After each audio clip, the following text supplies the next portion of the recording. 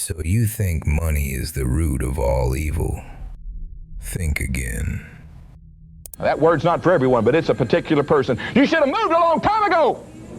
You're missing it, and your family's suffering by it. As I'm speaking by the Spirit of God, that is a word for a person right now. That is God penetrating your heart. It's burning on the inside of you, and you need to make a vow of faith of $1,000. Oh, Bob, couldn't you say 25? No! Well, on second thought, you just saw a pastor pushing you to sow a seed of $1,000, actively deceiving people, saying that God demanded it.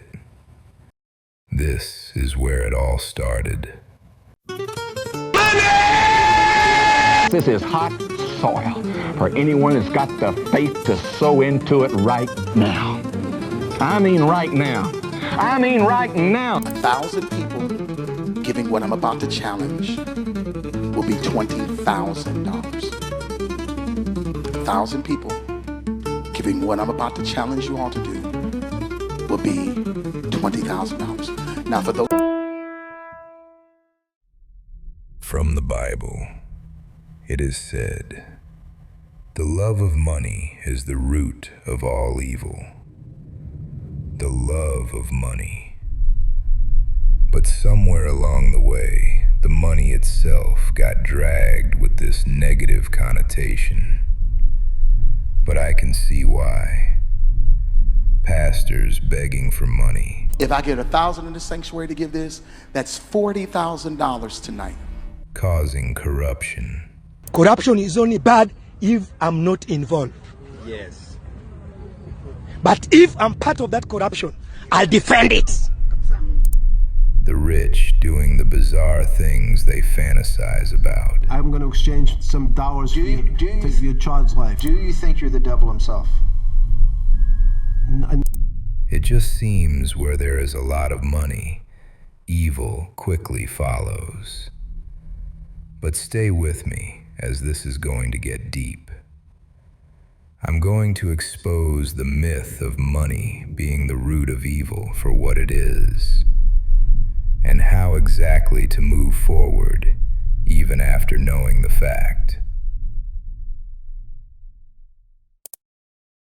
The Semiology of money.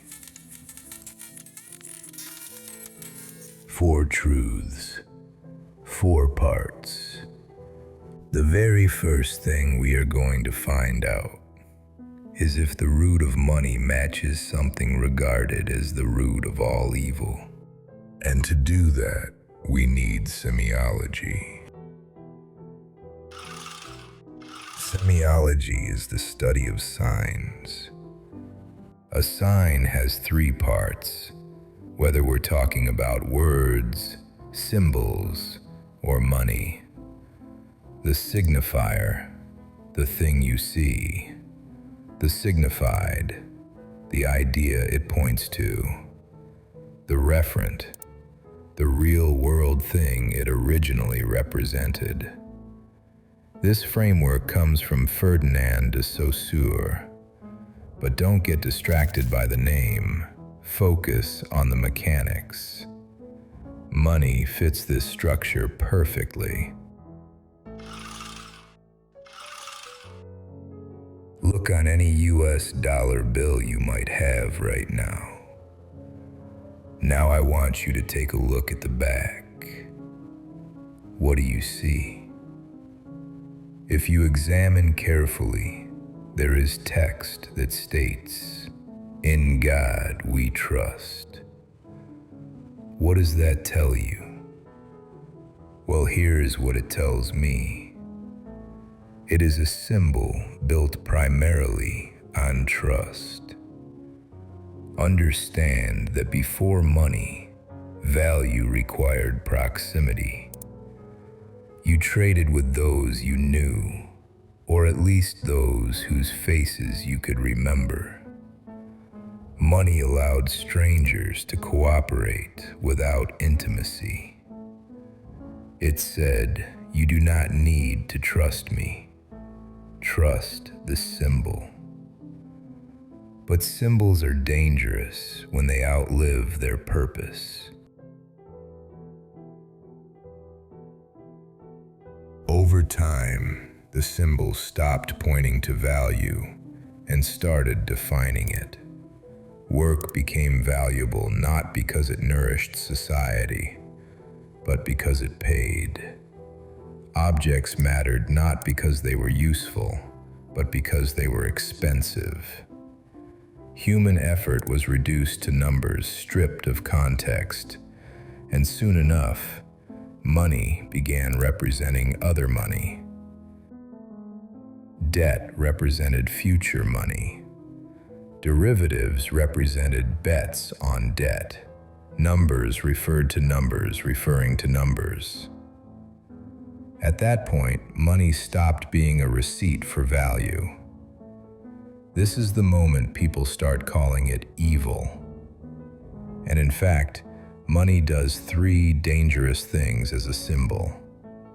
It compresses reality. Years of effort collapse into a number. It abstracts consequence. Harm is no longer visible. It's statistical. It universalizes comparison. Everything becomes comparable, including people. When everything can be priced, everything can be ranked. Instead of saying, our sign system has detached from human meaning, they said, money is corrupting. This is classic semiotic confusion, when money truly lost its initial meaning. People blamed the signifier for the collapse of the referent. It's like blaming the word fire for getting burned. And so, with all that in mind, we just end up calling money evil. After all, they do say ignorance is bliss. The psychology of money. The fact that money has evolved from what it was meant to be. It's also true how we have evolved along with money. And in this section, we discover how money has impacted us and, more importantly, our psychology. I have found that money does not calm the mind. It amplifies what was already there. The Stoics, a group of people who practiced ancient Greek philosophy, understood that attachment transforms neutral tools into tyrants. What you believe will save you will eventually own you. Allow me to present my case. During the late Roman Republic and early Empire, soldiers stopped identifying primarily with Rome and started identifying with who paid them. Loyalty shifted from ideals to payroll. Why? Because money meant food, land, and retirement. This directly contributed to civil wars. Armies followed generals who could guarantee compensation, not philosophy. Fear of poverty beat loyalty to the state. Let's take a turn to the Industrial Revolution. Factory owners didn't need to enslave workers. Wages were enough. Survival dependency created compliance. This rewired psychology. People internalized schedules, productivity targets, and self-surveillance. This is where money starts shaping identity. You become your job, and your worth becomes your output. Let's bring up the Great Depression even.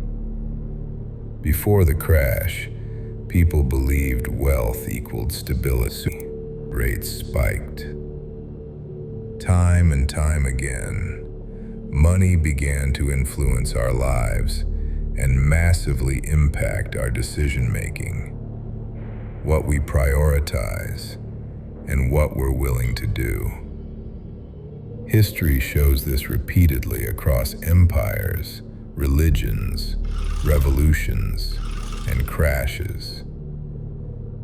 Can lead us to do things we might regret. And of course, it also can lead us into traps. The trap of money. Money can rapidly and effortlessly become a trap. But what trap exactly? Let's say you want to have a house, a car, a girlfriend. You want to travel, luxury clothes, and whatnot. But you really start to think about it. If I want a house, the market is super inflated. Let's say the car.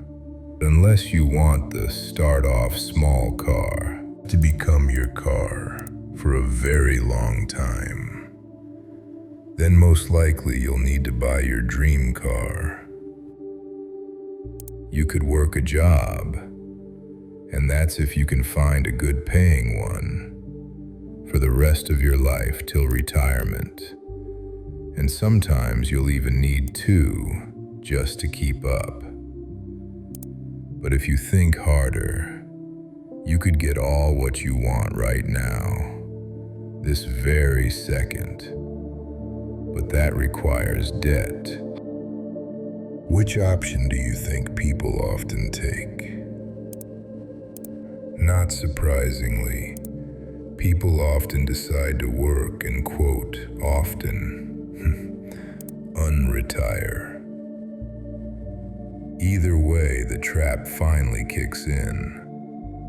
You begin sacrificing time, health, ethics, even relationships for a future that perpetually retreats. It accelerates behavior without correcting intent. Many are wealthy and lost. Many are poor and grounded. The trap is not possession. It is submission. Choices narrow. Risk tolerance distorts. Time horizons shrink or inflate irrationally. People begin sacrificing what money was meant to preserve in the first place: autonomy, dignity, and peace. History is littered with examples. This is more mythological, but it is a story worth bringing up.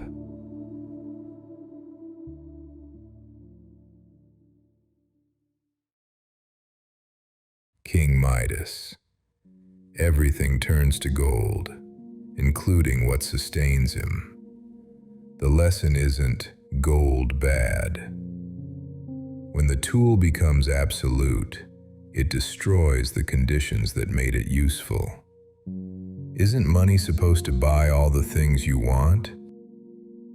Well, what if all the things you want just turn into more money? Then what would be the point of having money if you can't buy anything? The elites in Rome competed not on virtue or competence, but on land accumulation, debt leverage, even military payrolls. Public service became a financial investment with expected returns. Once that happens, corruption isn't a bug, it's the operating system. Time travel in France. By the time of Louis XVI, the French monarchy was absurdly wealthy. Money insulated the ruling class from consequence. Bread prices were abstractions. Hunger was theoretical. The court lived in a closed, symbolic loop, where wealth confirmed legitimacy, and legitimacy justified wealth. The trap that has been set for many throughout history is nothing unforeseen or unexpected. It is the money itself. You get so focused on getting more and more money to be able to buy the things you want that you lose sight of the importance of the things you wanted to buy in the first place. What is a rich person with a lot of money in the bank, yet he has nothing to show for it?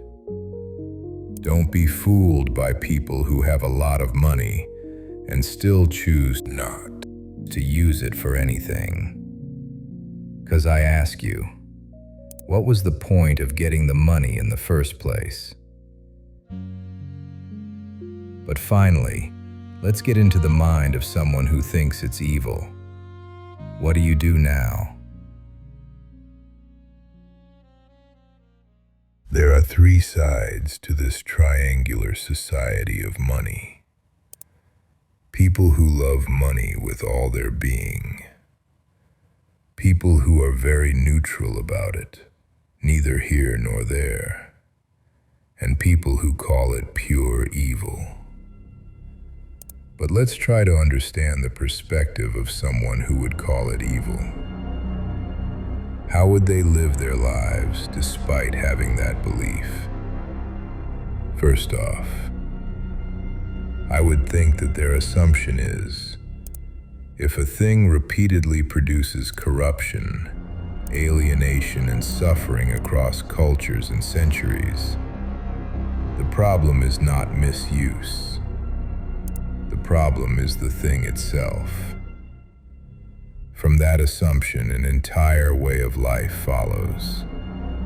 They live with minimal possessions, limited needs, predictable routines. Historically, this looks like Diogenes of Sinope, who lived with almost nothing, not because he lacked intelligence, but because he believed civilization had confused convenience with virtue. Every possession was a potential leash.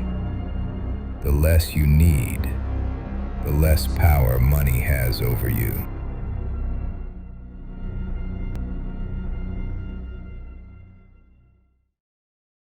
But let's say you're someone like me. You want to have a dream car, a house, whatever. How would you go about that? I think our best approach is not if we can get these things, but what we do once we get them. See, people truly seem to miss the value of the ability of knowing when to stop. Our egos, our pride, our greed, however you wish to call it, is similar to a rabbit hole. We only want more, and more. That's why you see gamblers, when they hit big, they lose even more. A rich man having 25 cars, it doesn't really end. Our desires, that is. I can even hypothesize that the reason riches is often discouraged by great philosophers and thinkers. It is very difficult to control oneself in these heights of power. But as it regards to me, I am willing to take that risk. Are you?